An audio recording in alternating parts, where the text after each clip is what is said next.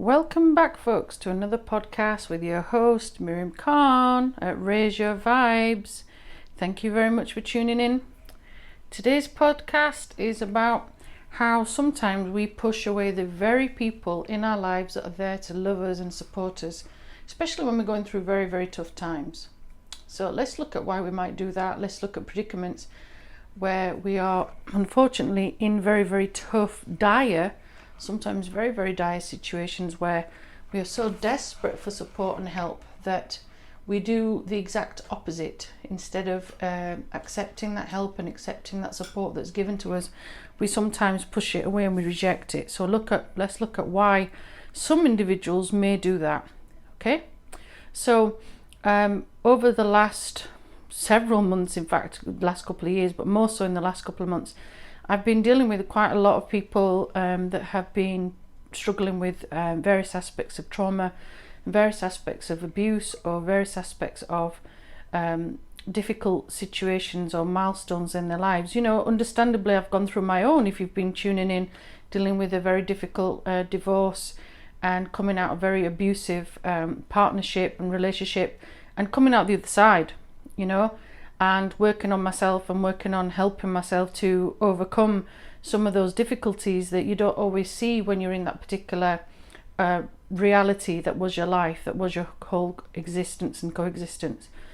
When we're in predicaments like that, you know, it can be very, very difficult to lean on people, you know. Sometimes it takes a lot for us to just reach out to someone to help us and to have support and to have help and to have guidance. And that person becomes like a bit of a crutch to us, you know. If we're very fortunate, if we're lucky, we can lean on our parents if they're around, you know. Sometimes our parents don't necessarily understand our predicaments though. And then we have situations where we sometimes might just rely upon a close friend, and that close friend hopefully understands, relates to us, tries to help us through our difficult time in our life. And our difficult chapter, because remember, this is just one chapter in our whole volume of our life, of our book, you know, so to speak. But there are times also when, you know, certain close friends or certain friends that blossom into something else, we allow them to get close to us to a certain degree, but then we get to this situation where, as much as we need that love and we need that support, we often, you know, push it away. And I don't mean like push it away as in we just in an angry state and we say, sorry, I don't need your support, I don't need your help. It's not that type of sort of pushing away. I mean, you know, we feel like this complete love and this complete compassion, and we feel this complete respect for this other individual that's pouring love into us that we can't give ourselves, you know. And often that's a very, very difficult one to sort of focus on and to embrace, because that person has been this complete pedestal to us, you know.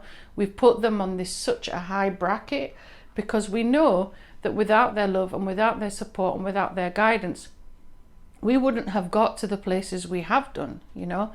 We wouldn't have survived, whether that's physically, mentally, spiritually, emotionally. We would not have survived some of the obstacles and the difficulties that we've had put in front of us because of the situations that have occurred, you know.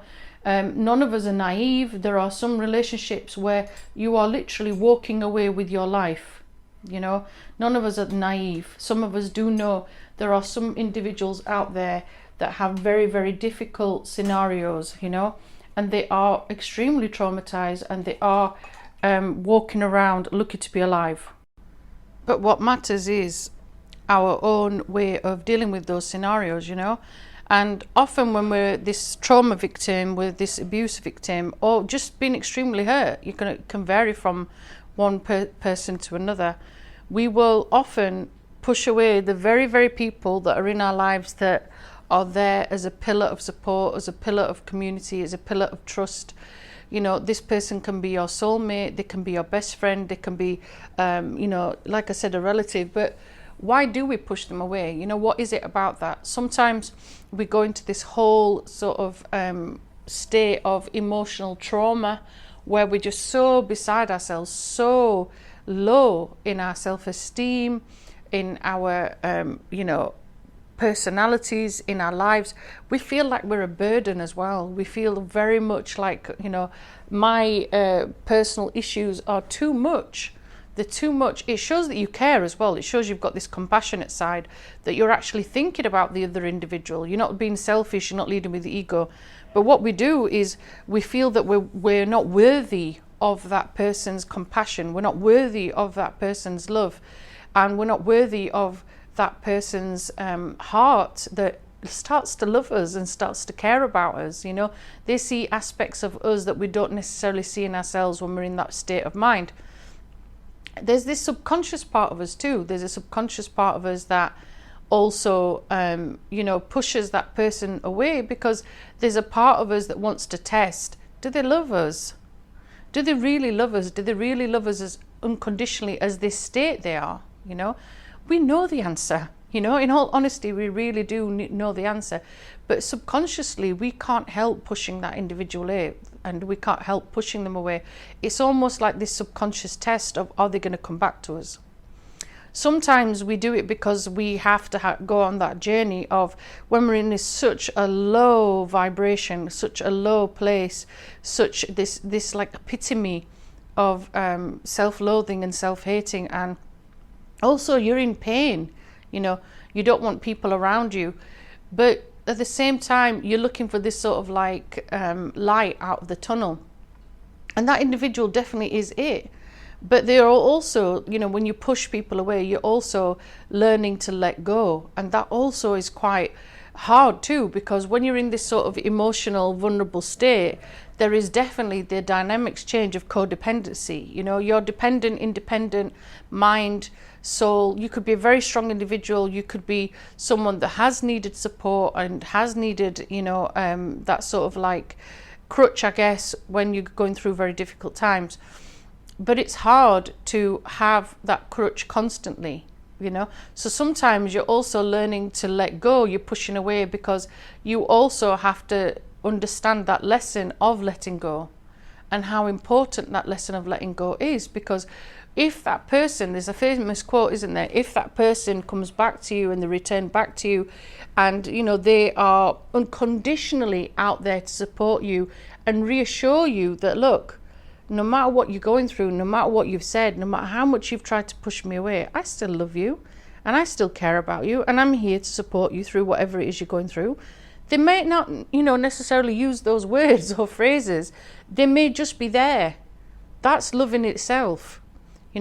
If they're replying on a text message, if they're picking up the phone, it doesn't matter which country they're in, but they're there as a point of support.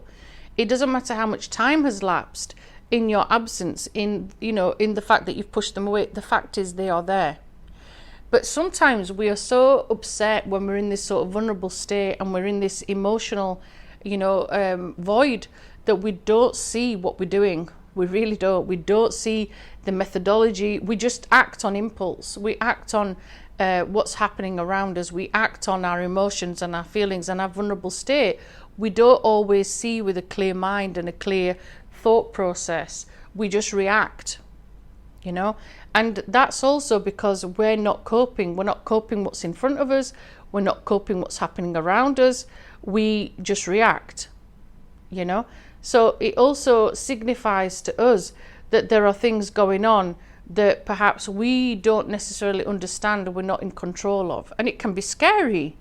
It can be very scary when you're in that vulnerable mode and your vulnerable mind, and you need also some control.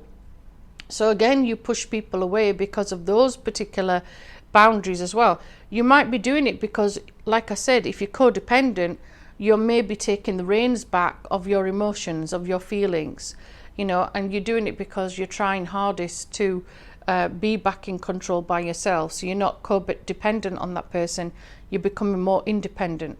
Yeah. Sometimes when we give away our secrets and our deep hidden things, whether that's with a counsellor, a friend, a close loved one, like I said, that person knows things about you that other people don't. It makes you vulnerable. It makes you very vulnerable, and it makes you very raw. And that can also bring about anxiety. That can also bring about doubt in our head and in our mind and in our heart of, have we done the right thing by letting this person be our crutch? Surely I should push them away because they don't deserve this, But what we forget, what's really important, and we forget it, is we're not in control of that person's mind. We're not in control of that person's emotions. They are their own unique person. They are their own individual. They have their own free will, which is something really crucial, really important for us to think about. Because without that free will and without that free thought and mind, they are not under our control. They can come and go as they wish. They can leave when they wish. They can decide to put that effort into us should they wish to do so. They may not. We have situations, we know situations where people really do give up. Scenarios could be like people that are, going through rehabilitation with drugs, for example, and various other scenarios. These are not easy predicaments to come back from. They're not. When you've got serious big addictions like that, it's not easy to move forward, and it's not easy to put those scenarios behind you. It's very easy to relapse.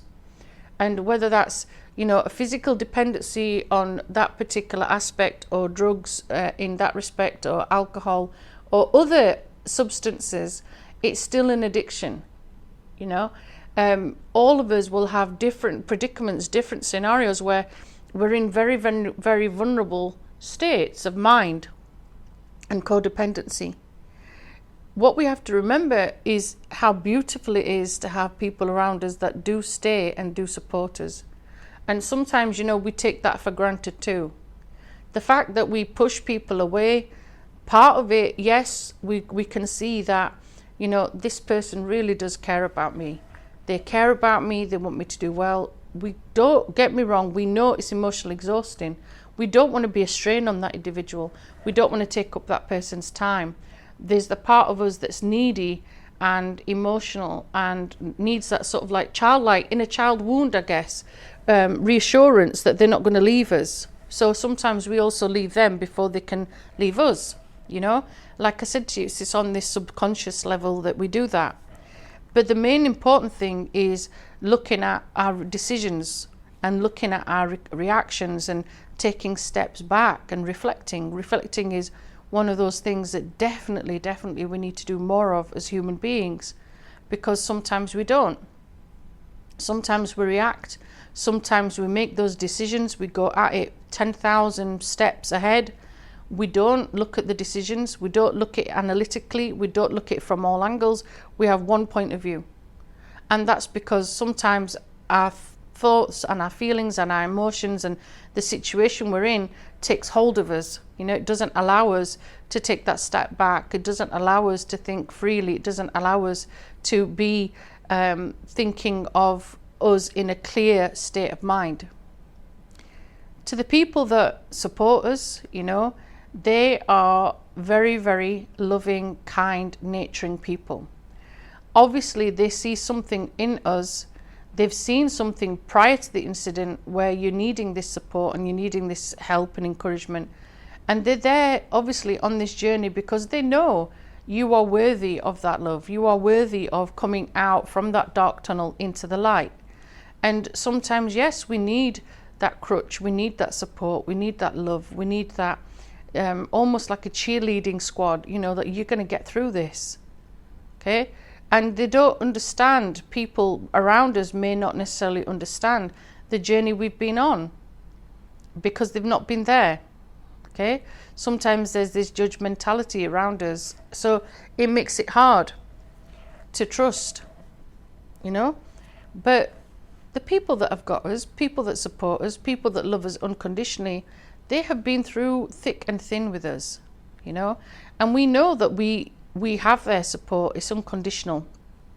And yes, there are going to be times where some relationships where we've leaned on that person, there's a strain. And we know that because, each individual has their own thing going on. They have their own commitments, they have their own lives, they have their own families, they have their own responsibilities. And taking that time out for us to support us in our very, very difficult scenarios also takes, and requires dedication. Okay? And they have to be committed. It's a commitment that they've made with us through our journey. They're there to see us on the other side. We don't know what's going to be there. We don't know the outcome with the predicaments and the situations I've given. We really don't.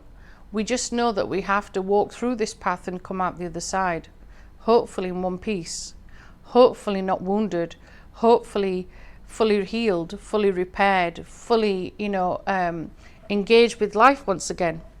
And some of us won't. Some of us will need constant care. Some of us will need constant reassurance. All of us will be different types of personalities and different types of wounds that we have, depending on our trauma. But what gets us through it is that love, and it is that compassion, and is that support from the people around us. And if you're somebody that's been doing that for others, pat on the back, because it's not an easy job.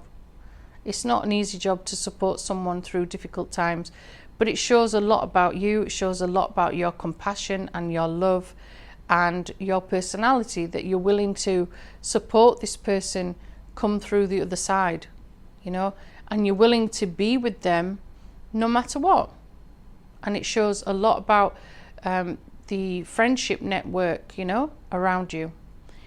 When we take a step back and we sort of reflect and we look at that in that respect, we realize, wow, I'm very fortunate to have this team or this army of people that love me and support me and care for me. But like I said to you, sometimes it's not always easy to do that. There are people that will go out their way to do the complete opposite. And it's just having your, eyes wide open and your hearts wide open to see and to respect and to understand the people that do genuinely love us for us. And if you are someone that's out there going through those particular times, be blessed. Be blessed. Be appreciative, which I'm sure we are, before you make decisions of pushing someone away. Or if you have pushed someone away, maybe this particular podcast makes you reflect, makes you look at things in a different viewpoint, because I'm sure there's things you can relate to. Yeah? Wherever you are on your particular journey of healing and, rejection or pushing someone away that genuinely does care about you, take a step back, look back at it, reflect, focus on it from a different angle. Sometimes that really does help. Step into another person's shoes, and try and see things from their point of view. Sometimes it's a bit hard when emotionally there's a lot going on in our own lives. But if that person comes back and, there's no sort of like guilt trip being focused on us, they're just there genuinely because they love you and they care for you and they want the best for you, that person is worth millions, and they're worth having in your life for a long, long, long time. And, we can never show enough gratitude, to be honest, apart from saying thank you and, keeping them in our blessings, in our prayers, or whatever your spiritual faith is. It's not about showing them presents or things like that. It's about giving them the support back and the time back that they've invested in you, and vice versa. So wherever you are in your particular journey of healing, I wish you the very best. I wish you the very best, and I hope that we look back and we reflect and we recognize the people around us that were with us, especially through our dark storms, and especially how they helped us come out and see the rainbows instead. Take care, God bless, thanks for tuning in, and all the best in your healing journeys. Bye for now.